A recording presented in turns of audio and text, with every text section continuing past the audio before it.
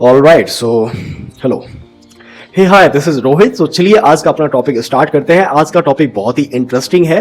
Topic generally ये है कि वो कौन सा डिस्टेंस होगा जब अल्फा पार्टिकल जो है न्यूक्लियस से रिपल करेगा। यानी मैं इनडायरेक्टली बात कर रहा हूं कि रदरफोर्ड मॉडल में जो हमने बात की थी कि 100 नैनोमीटर की जो गोल्ड फॉइल ली थी जिसमें गोल्ड के एटम्स थे, उस एटम्स के ऊपर अल्फा पार्टिकल का बॉम्बार्डिंग कराया था और देन हमको ओवरऑल जो ऑब्जर्वेशन मिला था कि जो मैसिव पार्टिकल्स होते हैं लाइक प्रोटॉन्स और neutrons which lies between the centre of the atoms, जिसको हमने न्यूक्लियस कहा था। ठीक है, अब देखो न्यूक्लियस का ओवरऑल चार्ज क्या है, पॉजिटिव चार्ज है। हीलियम जो पार्टिकल है वो बेसिकली क्या है, He+2 है, यानी वो भी पॉजिटिव आपका पार्टिकल है। तो दोनों पॉजिटिव पार्टिकल के बीच में जो आपका जो रिपल्शन होगा, उस रिपल्शन के कारण वो बिल्कुल पास में तो आएगा नहीं। इसका जो है कुछ इस प्रकार से आपका फिनोमेना होगा कि ये कुछ एक डिस्टेंस के बाद में और उसके पास में नहीं आएगा, वो आपका रुक जाएगा। तो ये जो डिस्टेंस है, डिस्टेंस ऑफ क्लोजेस्ट अप्रोच, इसको हम कैसे कैलकुलेट कर सकते हैं और ये डिफरेंट एलिमेंट के रेस्पेक्ट में क्या चेंज होता है या नहीं होता है, आज की इस कंप्लीट वीडियो में हम इन्हीं चीज पे अपन जो फोकस करेंगे। ठीक है, तो चलिए स्टार्ट करते हैं।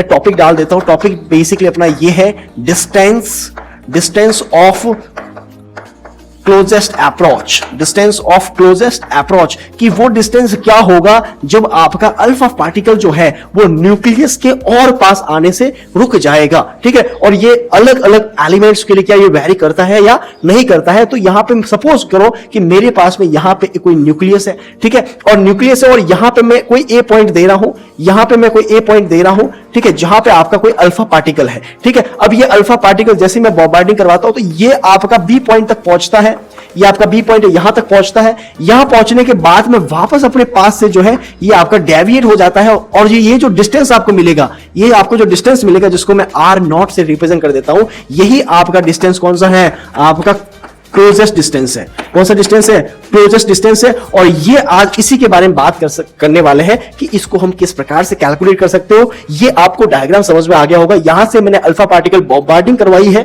और बॉम्बार्डिंग करवाने के बाद में ये वो पोजीशन है जिस पोजीशन पे आपका न्यूक्लियस से वो रिपल्शन फोर्स फील करेगा और उसी फोर्स की वजह से अपने पास से वो वापस जो है डेविएट हो जाएगा, वापस जो है उसके पास में न जाकर के वापस अपने जो है किसी भी अदर डायरेक्शन में वो जो है जाएगा। ठीक है, चलो ये बिल्कुल उस तरह से जैसे मान लो कोई मैग्नेट का नॉर्थ पोल है, किसी और मैग्नेट के नॉर्थ पोल को मैं अगर दोनों को पास में लेके आता हूं तो एक डिस्टेंस के बाद में वो और पास आना जो है बंद हो जाता है और उसके बाद में जो है उनको रिपल्शन फोर्स फील होता है। तो बिल्कुल ये वही चीज है। अब यहां पे हमको ये समझना होगा कि अब ये देखो ये कंडीशन बिल्कुल ऐसी जैसे आपने 9th 10th क्लास में एक टॉपिक होता है जो फ्री फॉल ऑब्जेक्ट है ना। फ्री फॉल ऑब्जेक्ट में आपने देखा होगा कि अगर मैं इस ऑब्जेक्ट को यहां पे मैं होल्ड करके रखता हूं तो यहां पे इसकी जो पोटेंशियल एनर्जी है वो हाईएस्ट है। ठीक है, यहां पे इसकी पोटेंशियल एनर्जी क्या है, हाईएस्ट है, और काइनेटिक एनर्जी क्या है, जीरो है, क्योंकि यहाँ पे वेलोसिटी जीरो है तो काइनेटिक एनर्जी क्या है, जीरो है। अब ये जैसे ही मैं यहाँ पे इसको अगर मैं सोचो मैं ऐसे ऊपर की तरफ फेंकता हूं तो फेंकने के बाद में ये जो डिस्टेंस है यहाँ पे, ये आप आई थिंक कैमरा में दिख रहा होगा, ये जो डिस्टेंस है बेसिक अगर मैं इसको यहां से फेंक रहा हूं तो ये जो डिस्टेंस है यहां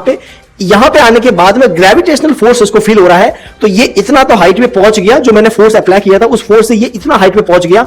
यहां आने के बाद में इसको ग्रेविटेशनल फोर्स का जो फोर्स था वो ज्यादा हो गया जो मैंने फोर्स अप्लाई किया था। मतलब यहां पे इनकी वेलोसिटी क्या हो गई, जीरो हो गई।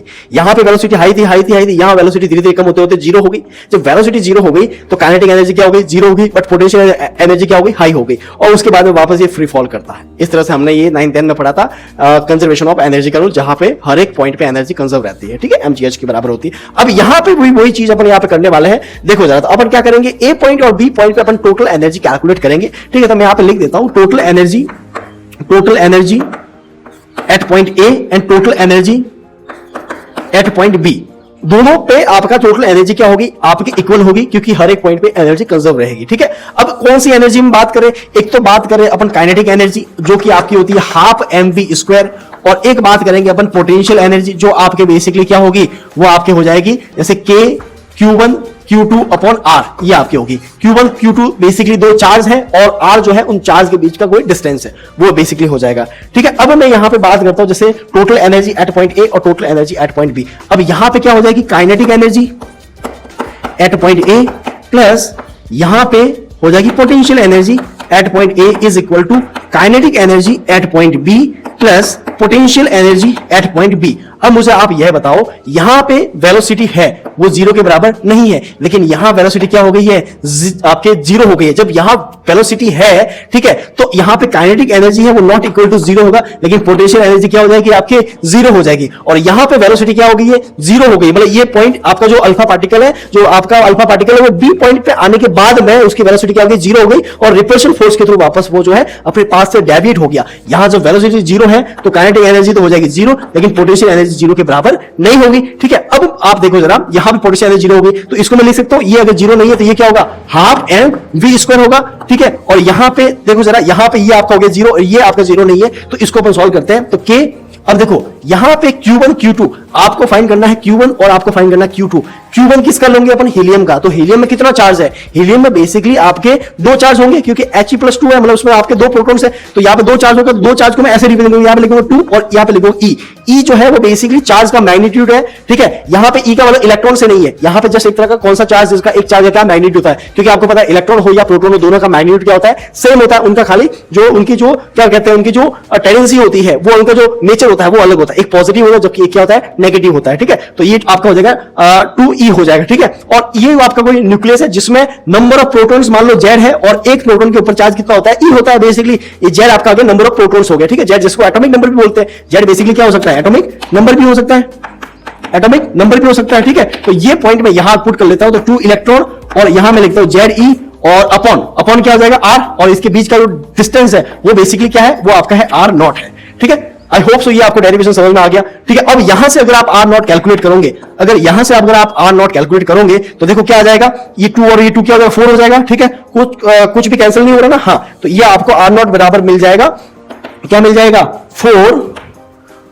4K Z square upon 4K Z square upon MV square upon MV square, ये आपको मिल जाएगा। ठीक है, अब मुझे आप बताइए कि इसमें R0 जो है वो R0 जो है वो अगर इंक्रीज होगा, ठीक है, कब इंक्रीज होगा, जब आपका Z भी क्या होगा, इंक्रीज होगा। इसका मतलब ये हो गया, इसका मतलब ये हो गया कि अगर मान लो किसी एटम्स का एटॉमिक नंबर अगर इंक्रीज हो रहा है, ठीक है, एटॉमिक नंबर अगर आपका इंक्रीज हो रहा है, तो वहां पे उसका जो क्लोजेस्ट अप्रोच है, मतलब आपका जो क्लोजेस्ट डिस्टेंस है वो भी इंक्रीज होगा। जैसे अगर मैं आपको एलिमेंट्स देता हूं, जैसे मान लो मेरे पास में एक एलिमेंट है गोल्ड है, एक मान लो मेरे पास में एलिमेंट है कॉपर है, एक मान लो मेरे पास एलिमेंट है लेड है, ठीक है, और एक और भी कोई एलिमेंट मान लो, जैसे मान लो कैडमियम है।